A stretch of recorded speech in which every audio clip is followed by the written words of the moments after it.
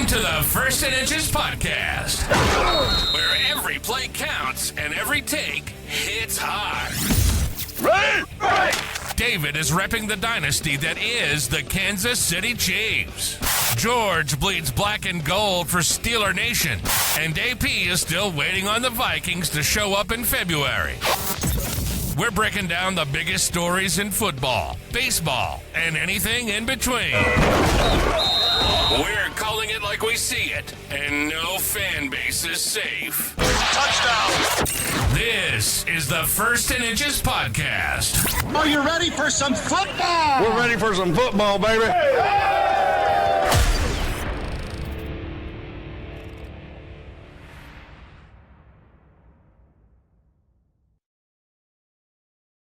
Hello and welcome to the First and Inches podcast. What's up, guys? I'm Jorge. I am Hooks. What up, boys? AP. So what's going on with y'all's weather? How's weather over there in everybody's mainland? It's icy and snowy here still. It's been, kids were out of school for 3 days. I tried to get back into the swing of things. So it's been a little hectic. I woke up this morning. It was -8-degree wind chill. Felt great. Mind you, you're alive. Yeah. What about you? That's what about terrible. you, Jorge? Well, we had a little light rain that didn't really impact our baseball game. Balmy night, 86-degree weather here in San Juan, Puerto Rico. It's amazing. That's lovely. We still got so much snow on the ground. You suck. The thing with the weather is, when it's coming. Why don't you get out of town like I did 2 weeks ago? It's that easy. We got room in Puerto Rico. All right, guys, what are we talking about this week? How do we get this started? Man, we're going to start out talking about the Patriots against Denver. Man, what an ugly game. The stat line was Drake May with 86 yards passing, 206 total yards. Stidham with 133 yards passing and 181 total yards. What a terrible. Well, for context, those that didn't see it, the game started off halfway decent weather. Then a blizzard came in during the second half. So it completely altered everything about the game. So do you guys hate that type of weather for a game? Not me personally. I mean, I think it makes it more interesting because there's way more variance that could happen. So like field goal kicks, those are pretty much out the window. Drake May had a resort to running the football, which he was very successful in doing. So personally, I kind of like it because it kind of pulls everybody out of their whole tool bag. But, I could see it easily going the other way and it, collapsing on my team. I actually prefer domes. And the reason why I prefer domes is I just don't want the weather to impact the outcome of the game. Normally, snow doesn't cause that bad of offensive performance because the wide receivers know where they're going. But that blowing snow, you couldn't see. So yeah, the game was hard to watch even. I mean, it was hard, visually. The cameras were compromised. Do you think the better team always wins when it's bad weather like this? No, I don't.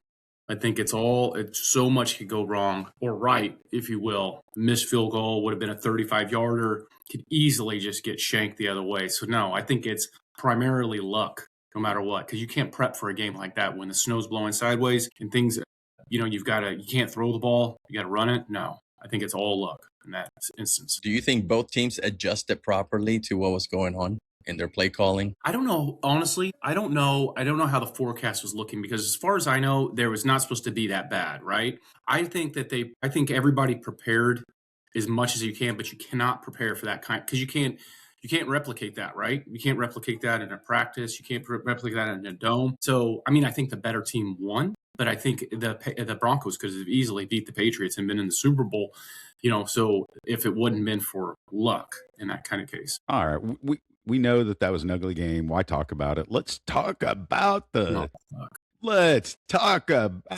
Sam Darnold and Seattle's win at 31-27. Surprised both of you Rams. guys can even talk for what you guys were doing to Sam Darnold last week. But go ahead, go off. Let's see it, Hooks. Go ahead.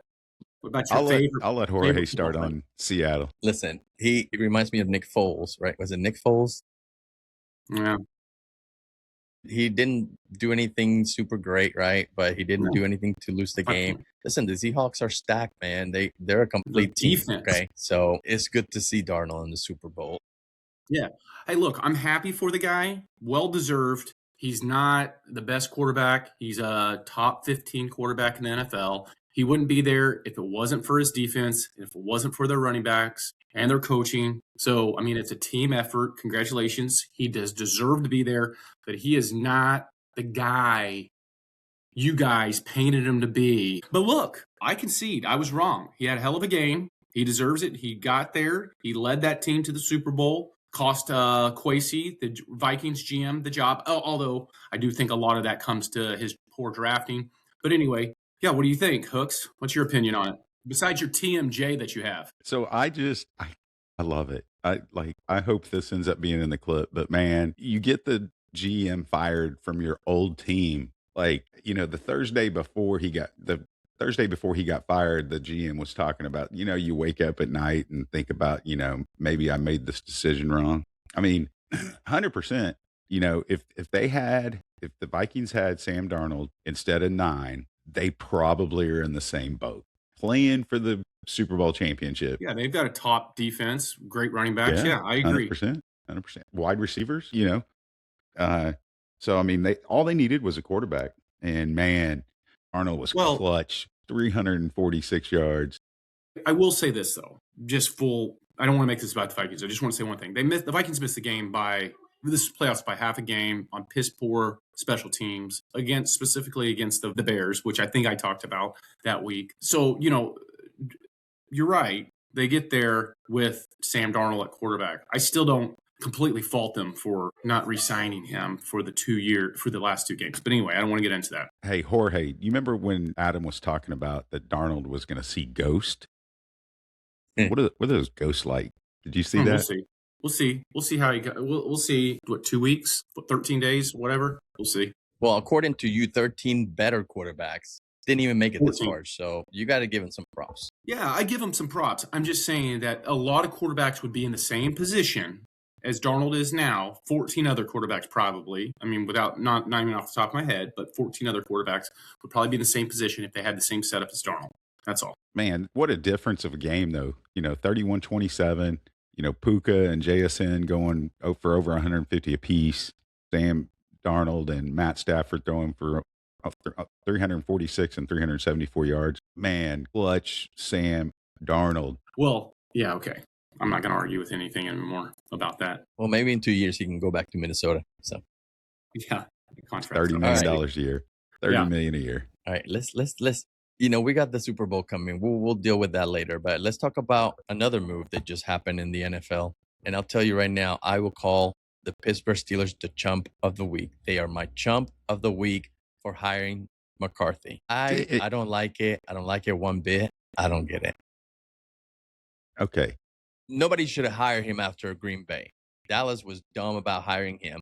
He did nothing there. And then what? Now the Steelers, the one franchise that doesn't just hire sloppy second, coaches, decides to hire him. I don't understand what is happening here. All right. So McCarthy was done with the clown show in Dallas. Cowboys fans, if you're watching, it's a clown show.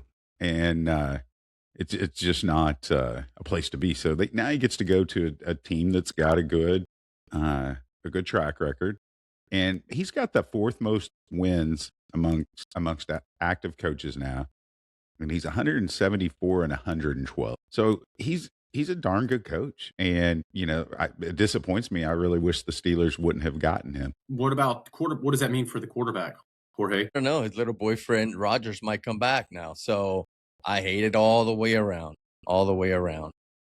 This sucks. So we'll see. So I think it's been 6 or 7 years ago that Aaron Rodgers came out and said that McCarthy was maybe one of probably the least knowledgeable football coach about football, that he didn't know even the basics of football. And now he may end up playing for him again. Yeah, but that doesn't mean necessarily much. If you watch the show Ted Lasso, he knew nothing about soccer, but he was just a great coach. So maybe, I think he was a great coach when he was in Green Bay. If you call it a clown show in Dallas and he couldn't manage players, he couldn't manage the situation, okay, I give you that. But I just think his best years are behind him. And the Steelers, we don't need to go back there. But there's a lot of distractions in Dallas that everybody knows about, right? I don't even know who could be successful there with just the attention and the ridicule and the scrutiny that comes with it, no matter how successful or unsuccessful they are.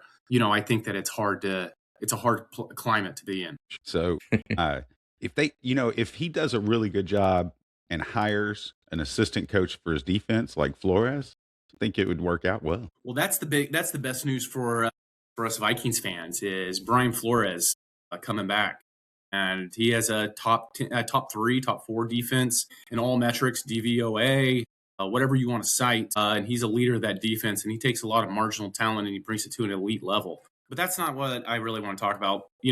Just recent news as of yesterday, Kwesi Adolfo-Mensah, the Vikings GM, was fired. And a lot of people want to correlate it to the Sam Darnold, which, yeah, there's a lot of that to it.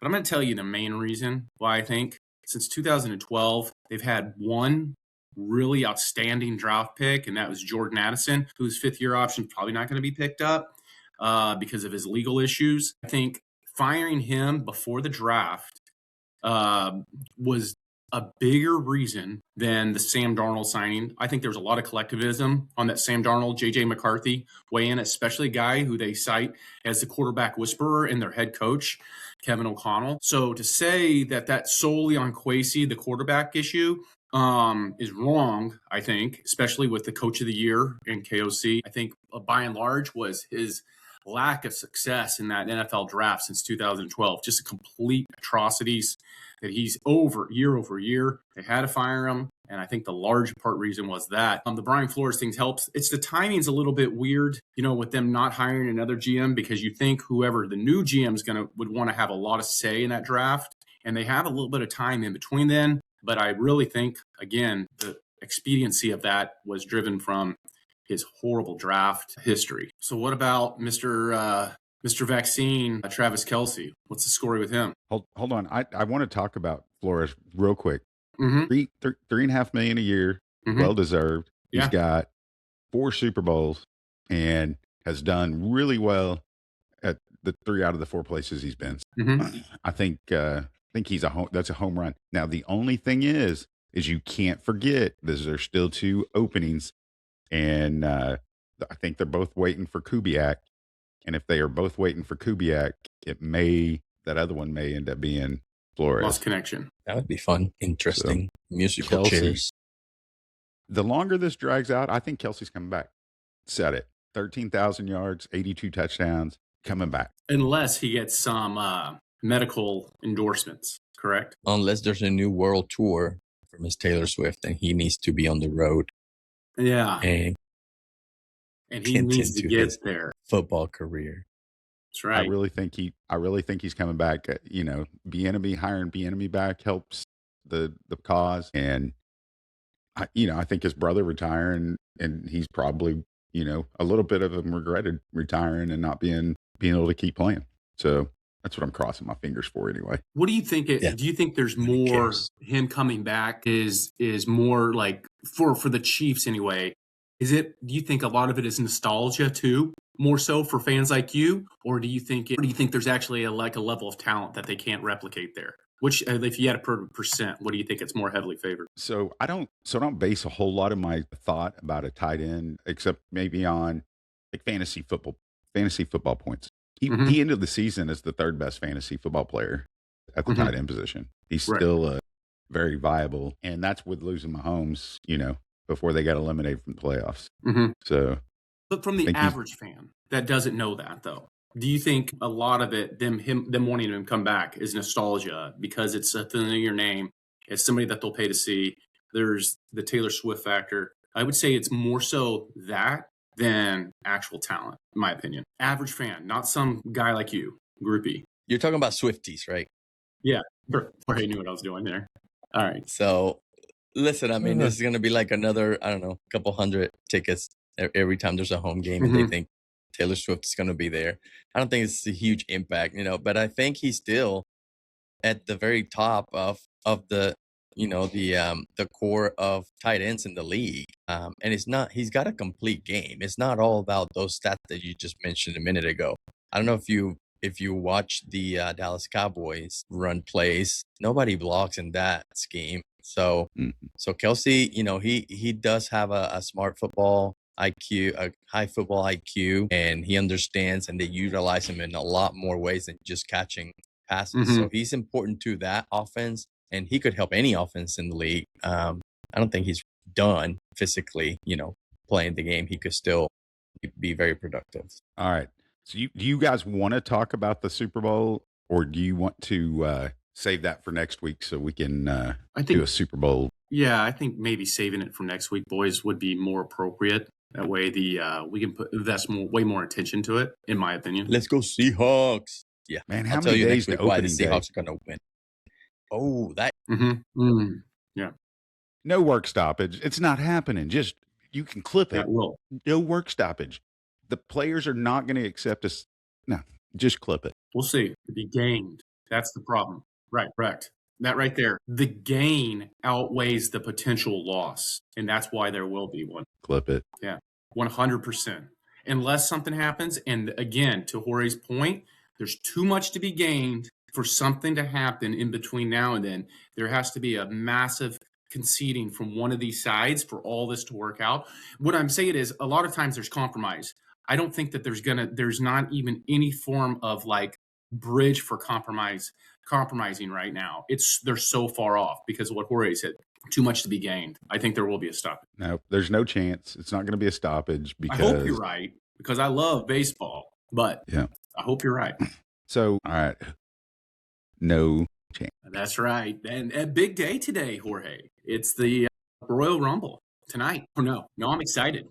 Let's talk about real sports fans out there. It's the Royal Rumble. All right, everybody pick two of the top shortstops. The shortstops are loaded. There's so many. I'm just going to give my 5 because I gave a lot of consideration. There's going to be a little homerism right here, but I can back it up. I'm going to do descending, right? Descending 5. Mookie Betts at number 5. His defense is not great. He's a great player. His defense is not great. It's greatly improved.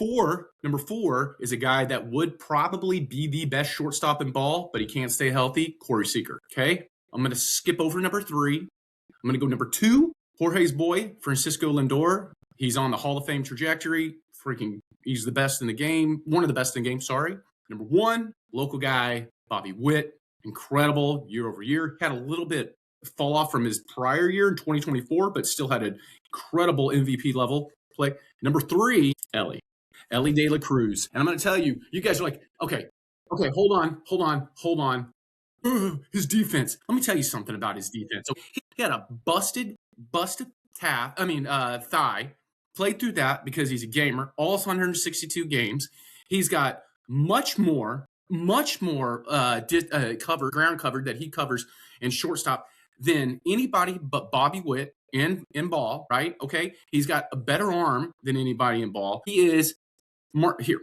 Okay. I'll say it. I don't care. He's the best shortstop in baseball next year. This time next year, you guys are going to be like, let me tell you, you guys are going to give him the Sam Darnold treatment. If you guys because you guys don't have a gag reflex. We've seen that as of last week.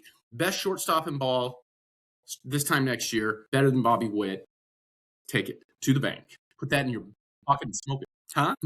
No. You guys are so wrong. Anyway. He is in the Dodgers AAA team. He'll just eventually move to the Dodgers. So that's it. So just to recap, from top, Bobby Witt, Lindor, Ellie, Corey Seager, who would be number 1 if you stay healthy. Number 5, Mookie Betts. All right. What else do you have there, Jorge? I had Ellie at about 10, so we got plenty of room. Yes. No. Yeah, and that was, listen, I could go any other way, right? Like I could say Lindor. I'm just going recency bias is all because he's kind of got a better bat, Bobby Witt. But if someone told me Lindor, I would buy that too. I think he's incredible. But like I said, Hall of Fame. You know who you missed is there's a couple of them. One's Trey Turner. Trey Turner is probably the best shortstop the Dodgers had, including Seager, including Betts, whenever he was there. That dude just smooth. And then Gunnar Henderson, that, is probably way ahead of De La Cruz. Fake news.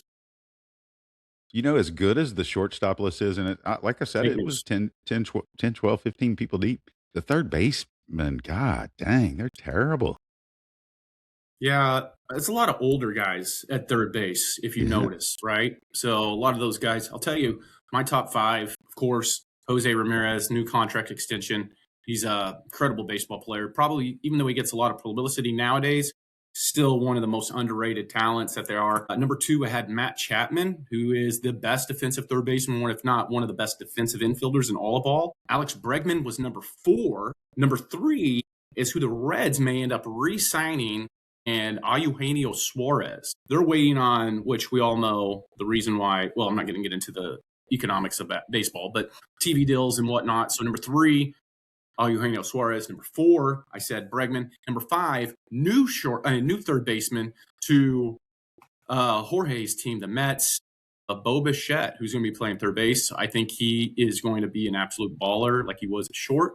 So he's my number 5 at third. Coincidentally, the youngest. I didn't either. Yeah. Good call. But a lot of dinosaurs, yeah. Yeah, I agree. Haney got a great right hand. Ask Tim Henderson. Yeah, I don't know a lot of you guys know this, but he was originally, shortstop like a lot of them are, but he played a lot of second base when he first got going.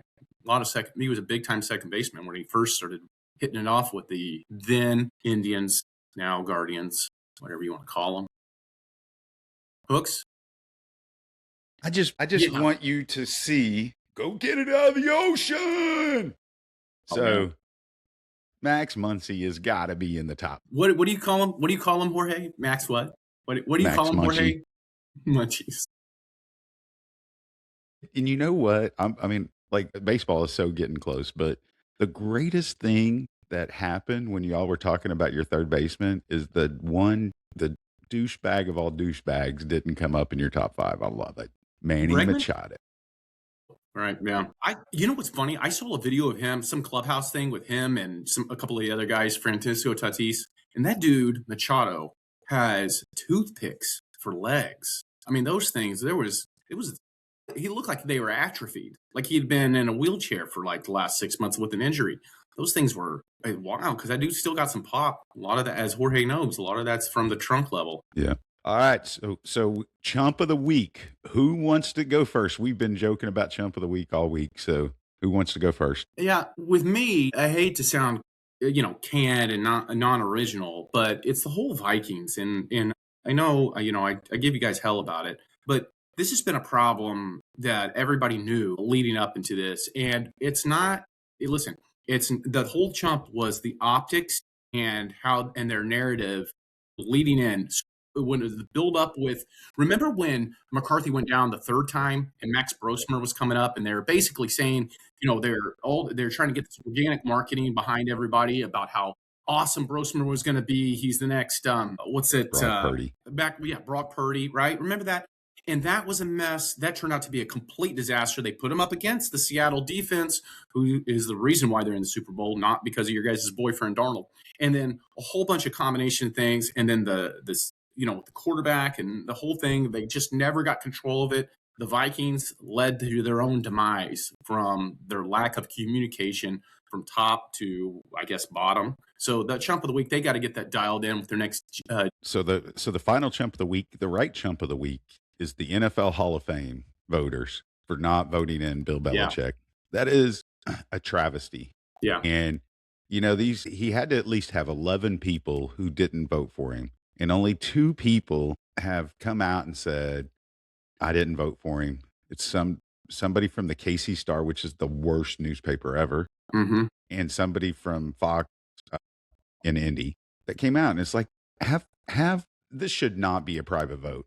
This should be a public vote that everybody can chastise, because normally no one cares who they vote for. But to not vote in an 8-time Super Bowl champion coach, who we probably will never have a coach that has 6 Super Bowl championships themselves and 2 assistant Super Bowl champions ever again in our lives. And he's not in the Hall of Fame. Chumps of the Week. Yeah. So it's just like baseball, though. Like, it took all the way to Mariano Rivera to get 100%, a ballot for the Hall of Fame.